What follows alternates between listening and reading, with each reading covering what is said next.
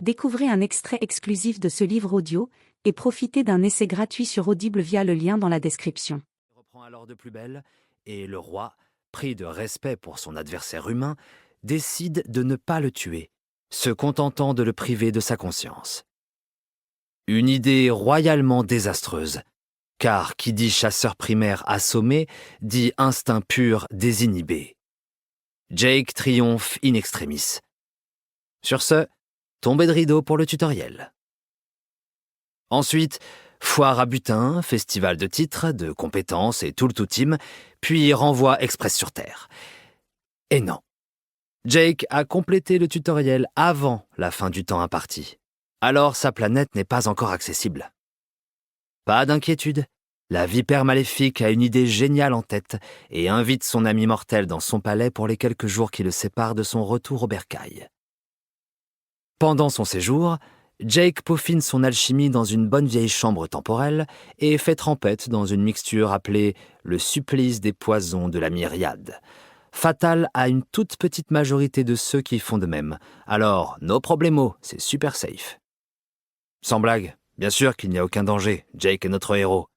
Même si on rigolerait bien s'il était tué au beau milieu du bouquin et remplacé par je ne sais qui, je doute que ce changement de casting fasse l'unanimité. Ah oui, j'oubliais presque. Le tome 2 comportait des portraits de personnages qui prendront de l'importance par la suite. Non, ces intermèdes n'étaient pas des chapitres de remplissage. Parmi les petits nouveaux, nous avons Carmen, une ancienne boxeuse issue d'une famille plutôt toxique. Dans un regrettable accident pas si accidentel, sa cousine lui fracasse la main, signant ainsi la fin prématurée de sa carrière de sportive.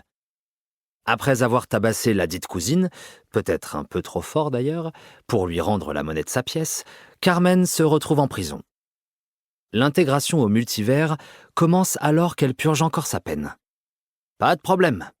Comme Jake, elle excelle, puisque sa mimine a été guérie par le système et se fraye un chemin à grands coups de poing vers le pouvoir, jusqu'à se voir décerner un titre de complétion du tutoriel seulement 2 crans en dessous de celui de notre cher héros. Ensuite, il y a Miyamoto, un vieux monsieur initié alors même qu'il se trouvait sur son lit de mort. À présent requinqué, il reprend l'épée.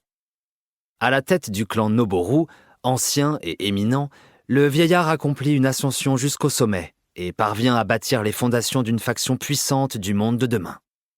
Sous le nom de Saint du Sabre, Miyamoto finit par obtenir le 2e meilleur titre du tutoriel. Puis vient Heron. Comme Jake, cet homme détient une lignée. Contrairement à Jake, il l'a toujours acceptée, toujours nourrie. Son aptitude lui permet de voir les étincelles de vie des gens. En tant que chirurgien pré-système, il faisait plein usage de ce don dans le cadre de son travail. Depuis l'intégration, il œuvre à devenir un soigneur de talent, mais sa vocation, sa détermination à sauver des vies et à guérir, virent à l'obsession. Passons enfin à Matteo, un ancien tueur à gages. L'intermède qui lui était consacré avait pour but premier d'exposer les rouages de la cour des ombres et de présenter certaines figures y opérant. Et là, grand retournement de situation, magnifique révélation. Matteo, que tout le monde prenait pour le champion de son tutoriel, perd face à un sombre inconnu nommé Caleb. Caleb Sane, le petit frère de Jake. Revenons-en justement à l'aîné. Après son training arc, Jake regagne la Terre et revoit certains de ses anciens collègues, dont Jacob. Il reconnaît de loin Casper, son ami désormais mort-vivant, et lui adresse un hochement de tête. Tous tracent leur propre route. Notre héros part alors en quête du pylône de civilisation, qu'il ne cherche pas longtemps. Revendiquer le dit pylône se révèle assez facile. Par là même, Jake reçoit le titre de comte, sans trop savoir ce que cela implique, et devient la première personne à posséder une cité sur sa planète. Il choisit d'élire domicile dans une vallée bucolique au milieu des bois, pourvue d'un ravissant petit lac et d'une chute d'eau. S'il n'a pour seul toit que la capuche de sa cape, les choses lui vont pourtant très bien ainsi. Le temps passe, il s'exerce à l'alchimie et se détend, libéré du stress constant et du compte à rebours du tutoriel.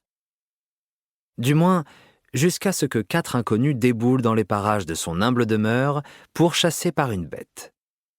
Sans trop réfléchir, Jake porte secours à cette fine équipe, accueillant dans le même temps les premiers habitants de sa ville. Livre audio complet gratuit disponible en description de cette vidéo.